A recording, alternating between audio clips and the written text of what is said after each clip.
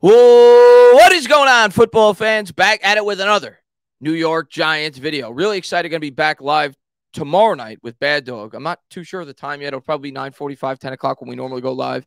And I'll talk about all the small signings that the Giants made, whether it be Jamison Crowder, the cornerback that we brought in. I know, the Giants made a couple of small signings. They're starting to fill out this roster. I'll just give my overall opinion on that. But they're depth signings. There's nothing to go crazy about, in my opinion. They're guys that are going to come in here to compete for roster spots on the 90-man roster. It's why I didn't make an individual video on it. I felt like it was something that I could just discuss in a live stream. Nothing major on that front. We'll see if the New York Giants make any other moves as free agency approaches. But today we're going to talk about some of the quotes that came out from John Mara. I also plan on having my mock draft up probably Thursday. I think that's when I'm going to have my first New York Giants 7-round mock draft up, and maybe my only one. But I may adjust it right before the draft. We'll see. Or maybe I'll talk about different scenarios, whether they go wide receiver, corner in the first round. I think that's where my head's at right now, where they're probably going to go with that 25th overall pick, with the, a slight chance that they could go somewhere else. But I'll discuss some, options that they may have. And I'm sure I'll have some mock draft live streams leading up into the draft. But in this video, we're going to talk about the big news of the day that came out of John Mara's mouth regarding both Saquon Barkley and Odell Beckham. I'll give my full opinion on it. I'll talk about OBJ. I'll talk about Saquon Barkley and where I think this is leaning for both of those players regarding the New York Giants. Now, of course, the Giants have already gone out there, as I talked about earlier, and signed a plethora of wide receivers. It's clearly apparent that the New York Giants are going to have a lot of competition going into training camp, at least on the back end of this wide receiving core. And we'll talk about it in further videos. But right now, there's like 9 wide receivers that are competing for like 6 or 7 spots, if you account for the wide receiver that they're more than likely going to draft at some point in this year's draft. Like, you have to figure at least one more wide receiver is going to be added to this competition. And you look around the rest of the roster, they've brought in Paris Campbell. They brought in, obviously, Jamison Crowder. They brought back Sterling Shepard. They brought back Darius Slayton. Hodgins is back.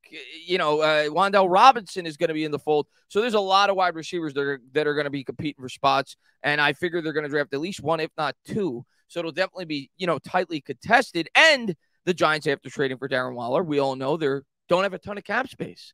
They also talked about Leonard Williams today. I didn't pull up those quotes. It sounds like for sure Leonard Williams is going to be back. Not that that's a surprise to me. That doesn't necessarily mean, at least according to Shane, we'll pull up some of the things that Dan Duggan had to say as well.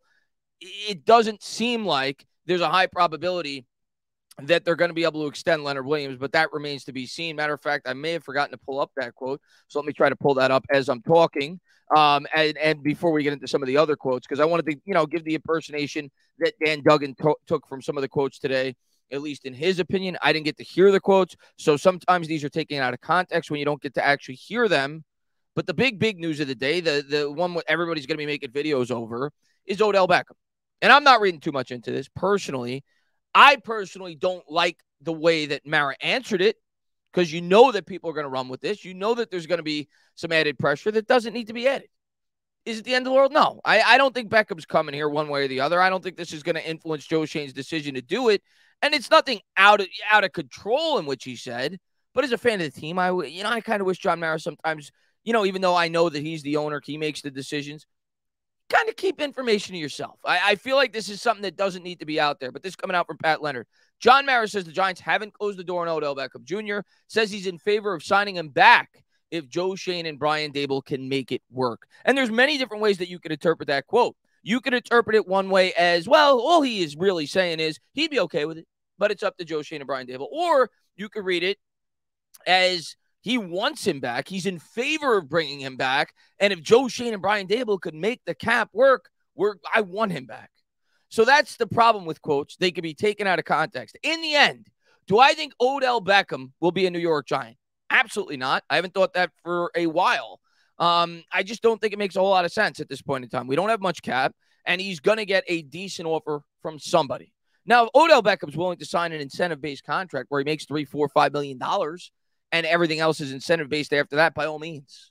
I don't think that's going to happen, nor do I think Odell Beckham should accept that at this point in his career. 31 years old, coming off 2 ACL tears, you got to get as much guaranteed money as you possibly can, but I don't think the New York Giants are in a place to give him that kind of guaranteed money, and I don't think it would be the wisest of decisions. With some of the injury-plagued players that they've brought in, they've been on short commitments, like a Darren Waller, like a Paris Campbell. Paris Campbell is a 1-year deal. Waller is a deal they could get out of if they really wanted to after 1 year if he sustained a bad injury.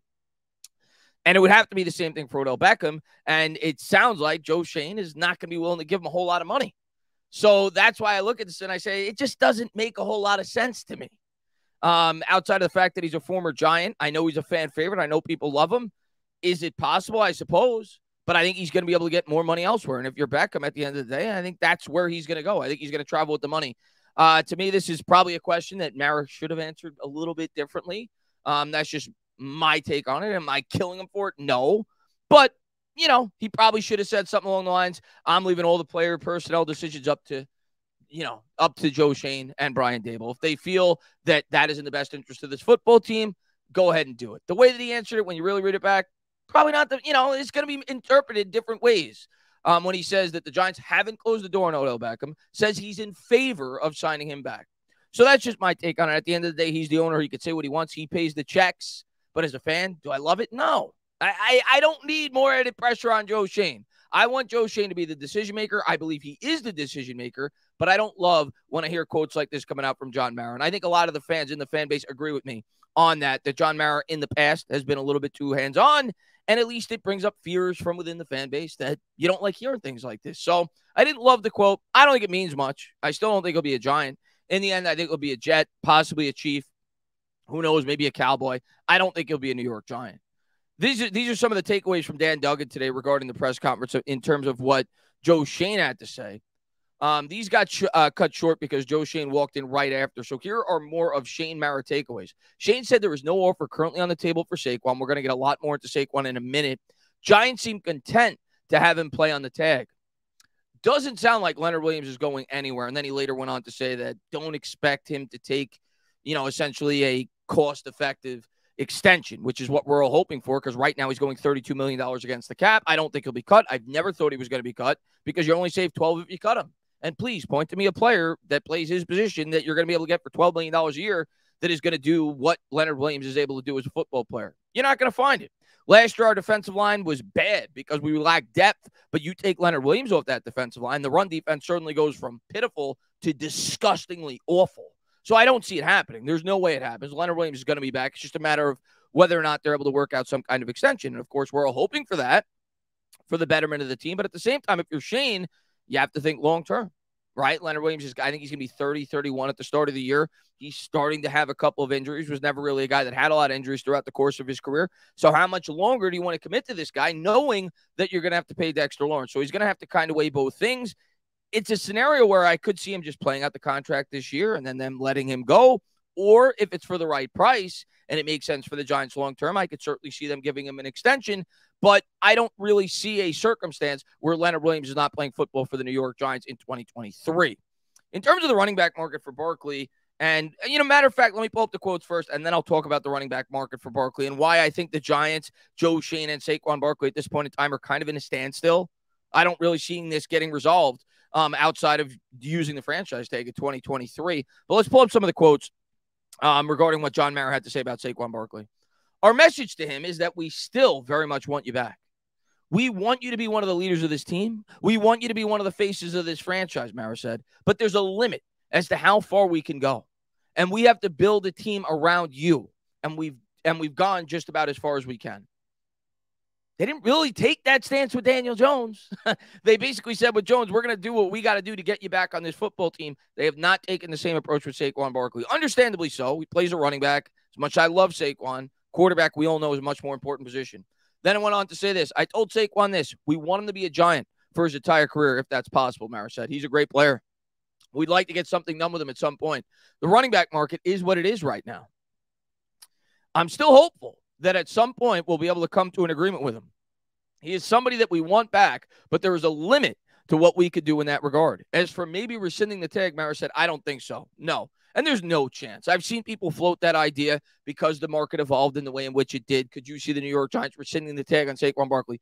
No chance. Face of the franchise, the New York Giants are not going to do that to him. They're just not. To save, $3 million on a per year average of what maybe they feel like they should pay him, or fans that, float that idea about feel like that they should pay the running back position. They're not doing it. He's the face of the franchise. He's a guy that's widely respected in that locker room. How would it look to the players in that locker room if they said to Saquon, we're going to just rescind that tag, we're going to let you go? I don't see that happening. I see one of three things playing out.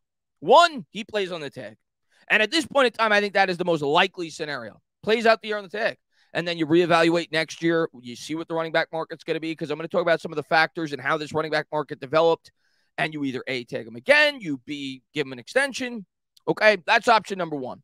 Option two, if things get messy, if he's threatening to hold out, if he doesn't want to play on the tag, you look for the ability to trade him. You at least explore opportunities. You see what's out there.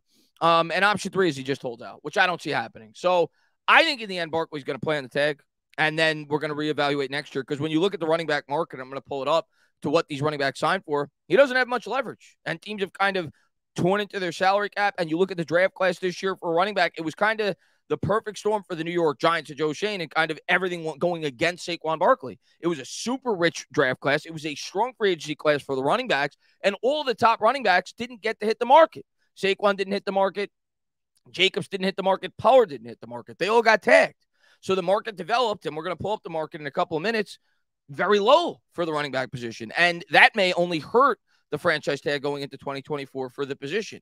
So if you're Joe Schoen, what is your incentive to go above and beyond outside of just being a nice guy? But if you're Schoen, you can't be a nice guy. You have to be cold-blooded when it comes to signing these contracts, both still valuing the locker room, still valuing the leaders from within the team. I think he'd love to sign Saquon Barkley, but it's got to make sense based on the market. And it also has to make sense from Saquon Barkley's perspective, and I'll talk more about that throughout the video.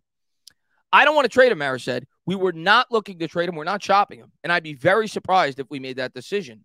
Then he later went on to say this. We had a very good conversation, Mara said. I told him how much I wanted him here. I want him to be a Giant. My dream was he would play his whole career as a Giant like Eli Manning did, like Michael Strahan did, like Tiki Barber did. I mentioned that to him.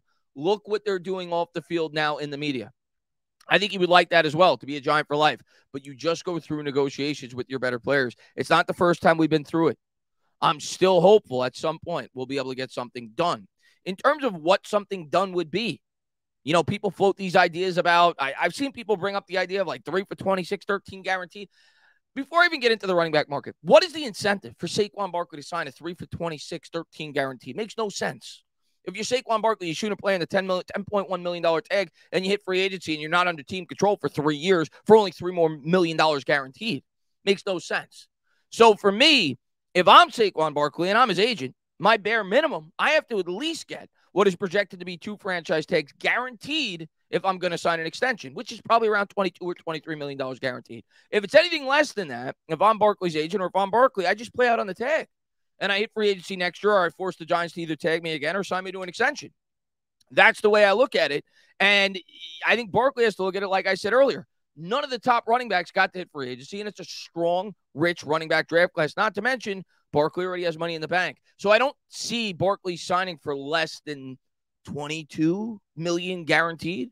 Maybe something along the lines of 3 for 36, $22 million guaranteed, something like that. Anything less than that, I just can't see happening. I don't see it making any sense for Saquon Barkley. But at the same time, when you look at the running back market, I don't really see it making any sense for the Giants based on the market to sign him to anything like that.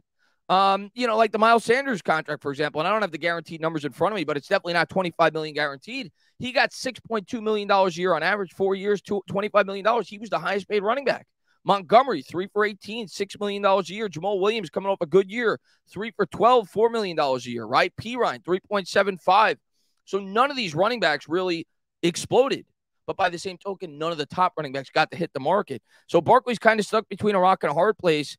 And in the end, I think he's going to have to play on the tag because I don't think Joe Schoen's going above that $10 million per year average. Maybe they're able to work something out where he gets 23 or so guaranteed, 24 or so guaranteed. But outside of something like that, I think he plays on the tag this year, and then they reassess from there. I think that's currently where it's at. I don't really see a reason for Barkley to sign an extension outside of getting what would amount to be 2 franchise tags guaranteed worth of money.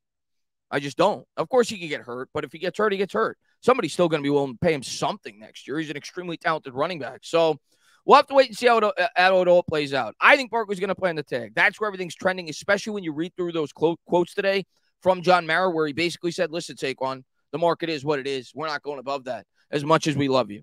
That's me, you know, kind of reading through what he had to say. He wants him to be a Giant, but he wants him to be a Giant for the right price. And I'm sure Joe Schoen feels the same way. Saquon's a great guy. I want him to be a Giant, and I want him to be a Giant for the right price. But the right price right now is probably around $10, $11 million a year for a top-tier running back. And Barkley's probably going to want more than that. And he's certainly going to want at least $23 to $25 million guaranteed. And if you're Shane, why do that? You're talking about a running back that's had, huge injury history. And the running back market cratered. Had the running back market been higher, had Pollard hit free agency and signed for $10, $11, $12 million, 30 guaranteed, Barkley would have had a little bit more leverage in this situation. But based off the fact the running back class is as strong as it is in this year's draft, no running back signed for more than $6.5 million a year on average, Miles Sanders being the highest paid one. I think Barkley's either going to have to play on the tag or the Giants are going to have to trade him somewhere where somebody's willing to give him an extension that he's willing to play on. It's going to get messy. I do. I think it's going to get messy. But in the end, I think Barkley will be in camp. I think he'll either sign an extension around that $22 to $23 million a year guaranteed, where maybe he gets a 2-year commitment. I could still see something like that playing out, but I don't see the Giants going much more above that, and I don't see Barkley signing for less than that. So it's either going to be the tag if he stays as a Giant, or it's going to be in that $23, $24 million area in terms of guaranteed money. 3 for 36, 24 guaranteed, something like that. That's how I see it playing out with Saquon Barkley. I don't really see any other way, situation where it plays out differently. Maybe they work out a deal where he gets a little bit more guaranteed money and they can move it around a bit and it's still basically a 1-year contract, perhaps. But then you're kind of damaging future salary cap to save $3 million at this point on this year's cap. Just doesn't make a whole lot of sense to me. So that's the way I see it playing out. I think Saquon's going to play the year out on the tag, and we'll take it from there. That's how I see it playing out. As far as Beckham goes, I think Beckham's a pipe dream for anybody that wants to see Beckham in a New York Giants uniform. I've always thought that. I thought there was at one point where I thought it was at least semi-realistic. I don't think it's realistic at this point. I think there's teams with more cap space.